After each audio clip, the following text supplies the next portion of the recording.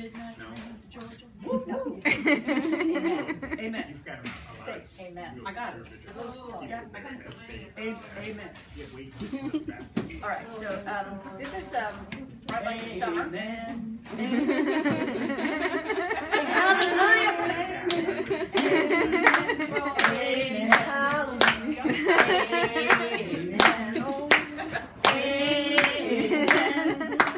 Amen.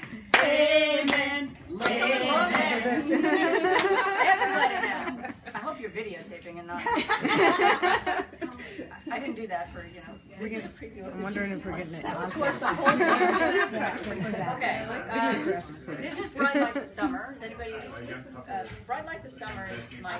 I'm waiting for the movie. Hush up. Me too, darling. Is my latest release. It's a story about the heyday of women's softball in the 1940s. It is.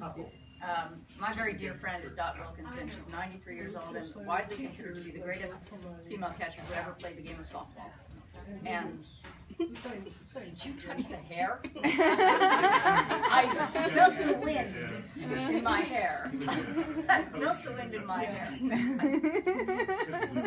I did. The wind in my hair. I did. In any event.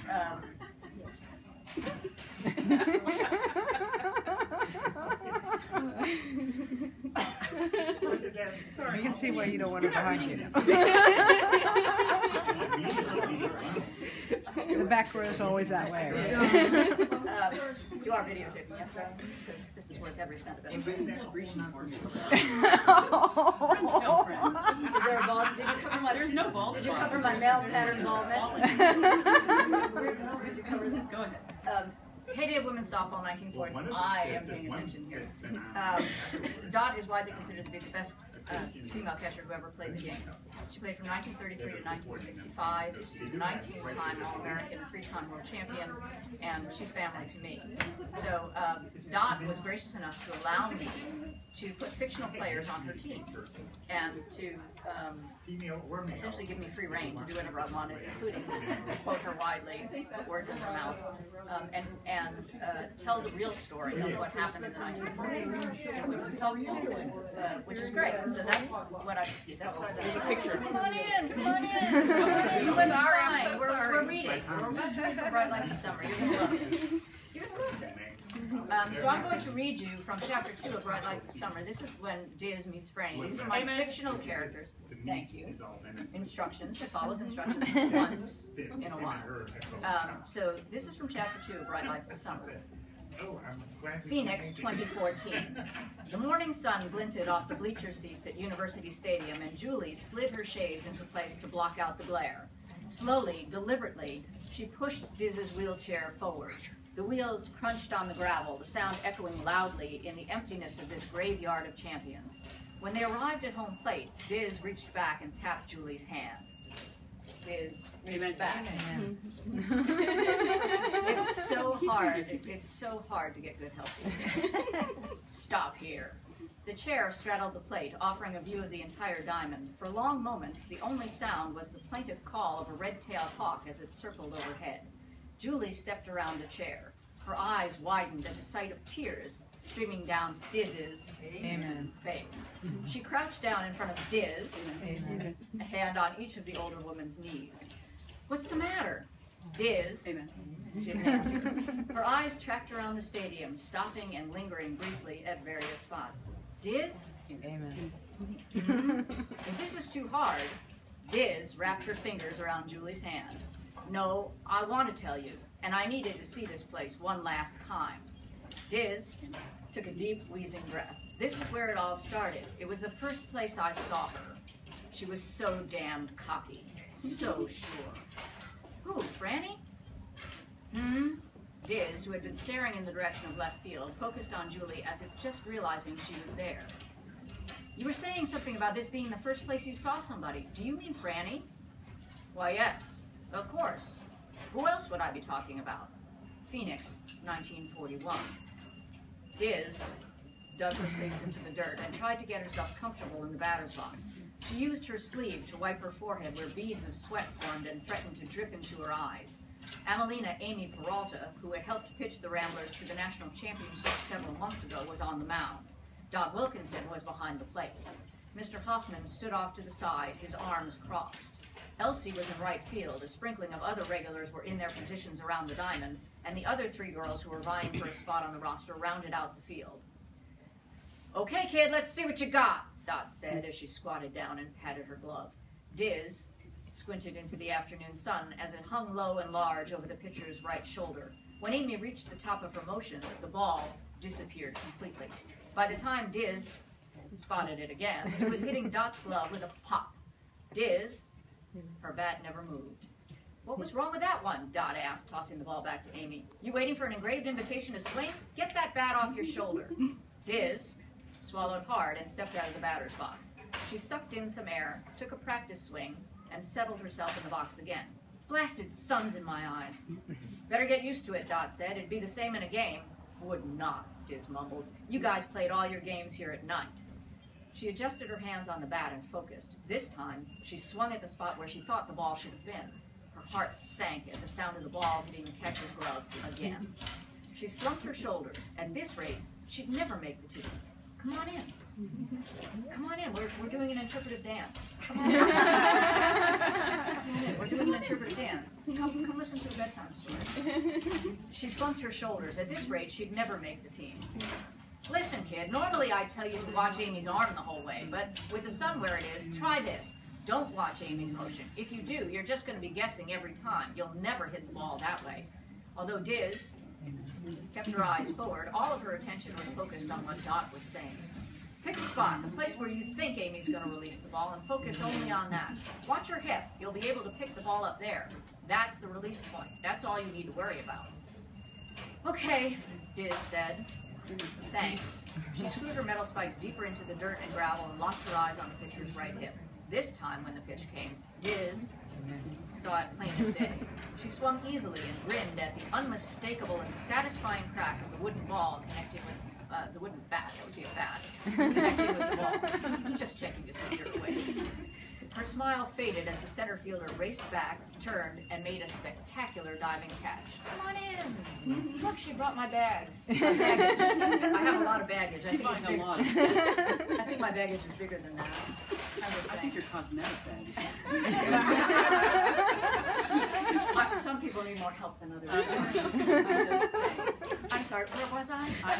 This time when the pitch came, Diz saw it plain as day. She swung easily and grinned at the unmistakable and satisfying crack of the wooden bat connected with the ball. Her smile faded as the center fielder raced back, turned, and made a spectacular diving catch. This is where we put your dance moves. You're supposed to be making things that I can see here, right?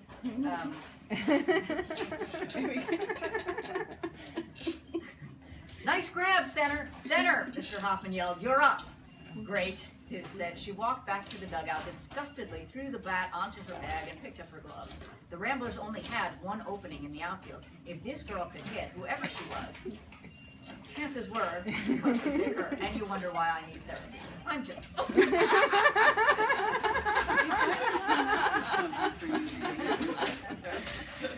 I can do a herringbone. If I fall off and pop her right now, This looks really good. Thank you. Thank you. Did you make the duck in the back? Yeah. This is the little duck. Diz, Amen. climbed the dugout steps, her head down, her hopes fading, and slammed directly into the center fielder. Instinctively, Diz reached out and grabbed the girl to keep her from falling. "Sorry," she muttered. "That's okay, don't worry about it." Finally, Diz looked up. She blinked. The girl's hair was a lovely shade of red. Her eyes were a vivid shade of green. Her face was dusted with freckles, and her smile... "Miss Holsler, center field, sometime today, please." Diz blinked, realizing that she hadn't relinquished her hold. She let go of the girl and shuffled to her left, so that she had a clear path to the field. "I'm Franny," the girl called out. "Dizzy," Diz answered. Franny. Even her name was pretty. With her first swing, Franny lofted one deep to left. Although it was caught, the show of power was unmistakable. Diz fussed with the strings on her glove, and towed the grass. And this is, you know, an interactive reading. So you all be saying amen too. I'm just saying. Get a hallelujah from the chorus. No, well, there'll be an intermission. Diz fussed with I can't even get this out. Diz fussed with the strings on her glove and towed the grass as Mr. Hoffman walked out to the mound and said something to the pitcher. Hey, Elsie elbowed Diz. Amen. What? Diz Amen. didn't bother looking at her sister. Snap out of it. That's what. You're standing around looking like you lost your dog. Have you seen what that girl can do? I'm here, aren't I? Then why are we having this discussion? Because you're acting like a spoiled child instead of someone who wants to be a Phoenix Rambler. What do you want me to do? I want you to play like you play with me every morning. Put some pep in your step and find your confidence. You can do this, sis, but you have to believe it. Diz straightened up. Elsie was right. She could do everything Franny could do just as well or better. Diz pounded her fist into her glove and peered in as Amy launched the next pitch. It was a rise ball, and Franny timed it perfectly, connecting with the meat of the bat and sending it deep to center. Diz turned and ran, glancing over her shoulder to spot the ball. It was several feet to her left, her backhand side. Realizing that it was too far for her to run, she launched into the air. Interpretive dance, please. Launched into the air, laid herself out, and prayed.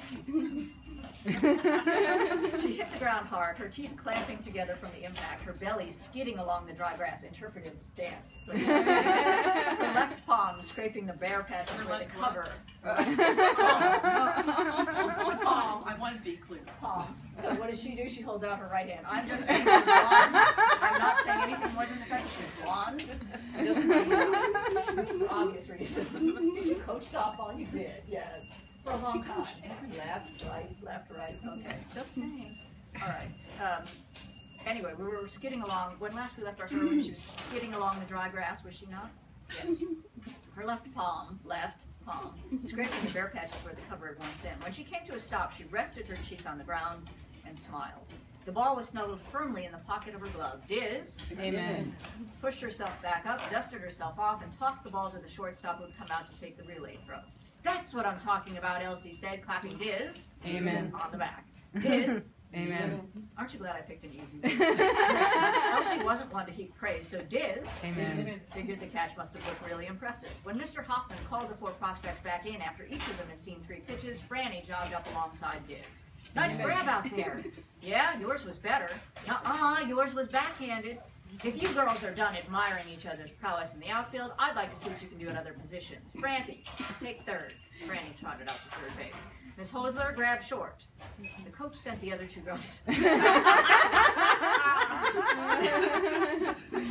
Oh, be still my heart. To first and second base. I was going to say, is that my book? Don't do that, okay? Not now, honey. We're never getting the second base. Well, that's not. Not in public, anyway. John picked up a bat and a bucket of balls and began to swat balls at every infielder in turn. Turn 2, Mr. Hoffman yelled out as a ball careened to Diz's right. She fielded the hit cleanly, pivoted, and fired a throw to second base.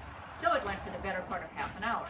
Sweat dripped from Diz's face, down her neck, into her shirt and bra. She couldn't remember ever being this happy. Okay, Coach yelled, that's enough for now, bring it in. All 4 prospects trotted over to where Mr. Hoffman and Dot Wilkinson stood chatting quietly. Diz imagined they were sharing notes as the coach tried to decide which of the girls would make the team. Her stomach roiled. She'd acquitted herself well in the field, but Franny was stronger in the plate and had that spectacular catch. Nice job, everybody. You haven't made my job easy here. Mr. Hoffman looked at each girl in turn. First and second, thank you for coming. You're free to leave. Diz, worried at one of the rawhide knots holding her glove together. She was afraid to breathe, afraid to hear the coach's next words. Francine and Theodora, we have an exhibition game here tomorrow. I'd like you both to come so that I can get a look at you in a game situation. Yay. I would read more, but since this was an interactive reading, and there are others. Bright Lights of Summer, widely available right here. Nobody can leave. Bookstore. Nobody walks out the door. I'm barring the door. Certified copy.